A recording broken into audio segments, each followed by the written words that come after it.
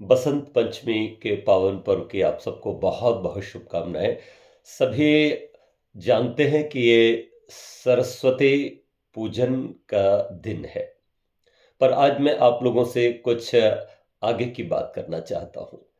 हम लोग सरस्वती माता के चित्र के पास जाकर के बड़ी श्रद्धा से माल्यार्पण करके, पुष्प अर्पित करके, कुछ सरस्वती वंदना आरती वगैरह करके सोचते हैं कि हमने सरस्वती माँ का पूजन कर लिया और अब सरस्वती माता की हम पर कृपा हो जाएगी और हम ज्ञानी हो जाएंगे।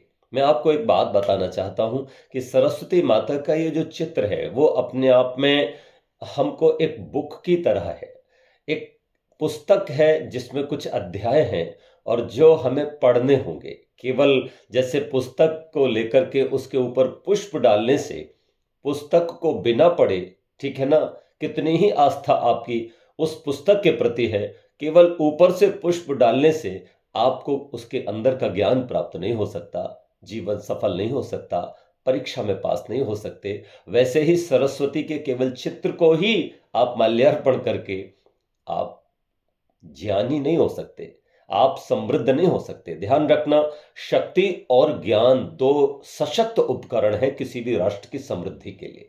बिना शक्ति के भी कभी आप समृद्ध नहीं हो सकते और बिना ज्ञान के भी समृद्ध नहीं हो सकते।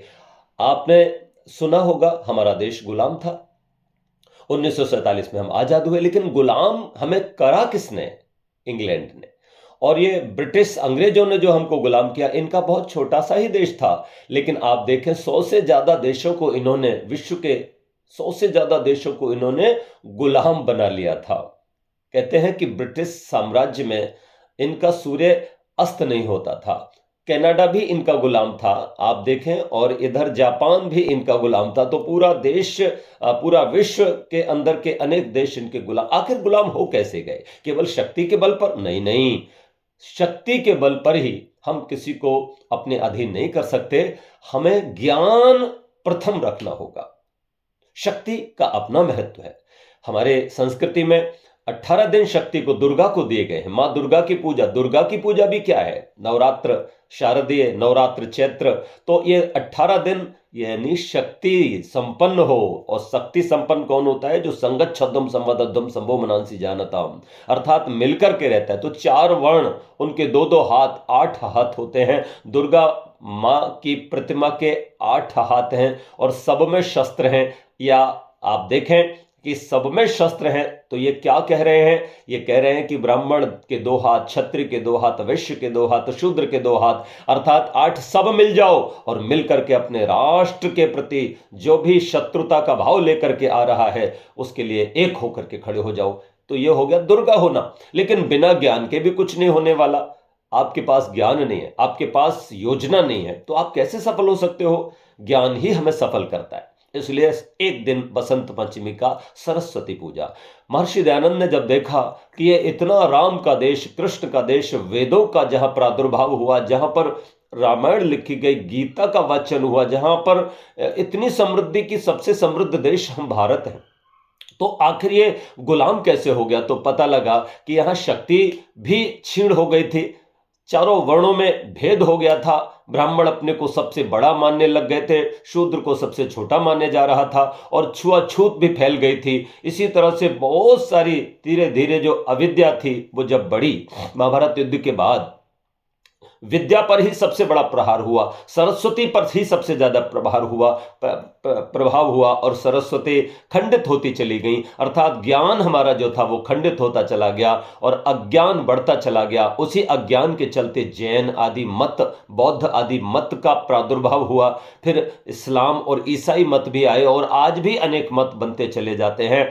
यानी पाखंड बढ़ता चला जाता है। मूर्ति पूजा हो, प्रतिमा पूजा हो, या फिर अवतारवाद हो, या फिर फलित ज्योतिष हो, या फिर मिथ्या अहिंसावाद हो, या फिर दूसरे और भी, भाई भूत प्रेत जिन्न पिशाच की मान्यता, कबर पूजा। सबसे ज्यादा तो हिंदू ही कबरों को पूज रहा है, जिनमें गौ मांस खाने वाले, हिंदुओं का नाश करने वाले, हमारी माँ बहन बेटियों की आबरू लूटने वाले वो मोइनुद्दीन चिश्ती हो या फिर वो गाजी हो, ये सब जिस कब्र के अंदर दफन है, वहां जाकर के हमारे ही लोग सबसे ज्यादा मत्था पकड़ते हैं, मत्था टेकते हैं। तो मैं निवेदन ये करना चाहता हूं कि आज भी यही सब हो रहा है।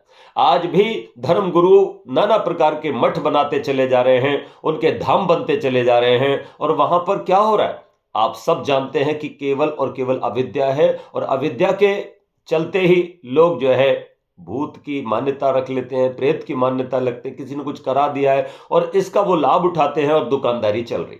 लेकिन ये सब हमारे पतन का कारण है। ध्यान रखना, विश्व के अंदर आज भी America, Israel, Japan, Russia, China, Britain, ऐसे जो देश है ना, वो ज्ञान के बल पर ही आगे सशक्त हुए हैं और आगे बढ़ते चले जाते हैं। ज्ञान ही शक्ति को भी कहीं ना कहीं लेकर के आता है। ज्ञान था तभी तो उन्होंने वो परमाणु बम बना लिए, ज्ञान था तभी तो उन्होंने ऐसे ऐसे यान बनाए हैं, ज्ञान ही तो था तभी ये मोबाइल बना है, ज्ञान ही तो एआई को लेकर के आया है। तो ज्ञान के बल पर ही हमारी समृद्धि हो सकती है। इसलिए आज सरस्वती पूजन पर मैं निवेदन बहुत संक्षेप में ये करना चाहता हूं कि एक बार चित्र को देखिए माता सरस्वती के।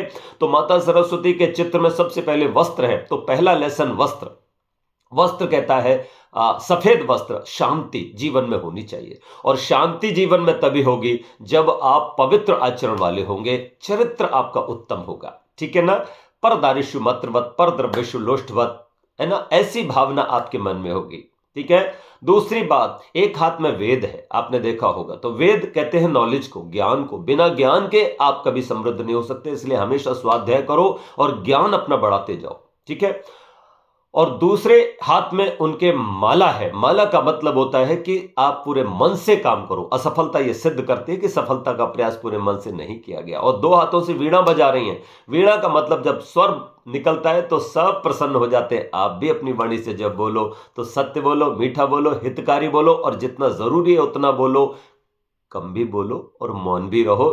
ऐसा बोलो कि सब प्रसन्न हो। ऐसी वाणी बोलिए, मन का आपा खोए, औरन को शीतल करे, आपहु शीतल होए। और आप देखो उनकी सवारी हंस है, और हंस के बारे में सब जानते, नीर क्षीर विवेकी, अर्थात सत्य को ग्रहण करो, असत्य को छोड़ो, जब जागो तभी सवेरा। यही है सरस्वती पूजन का महात्म्य। केवल चित्र को पूज करके मत रह जाइएगा। सरस्वती रूपी चित्र में जो संदेश दिया गया है ऋषियों का, भगवान का, उसको आत्मसात करिएगा। बहुत बहुत पर्व की शुभकामनाएं।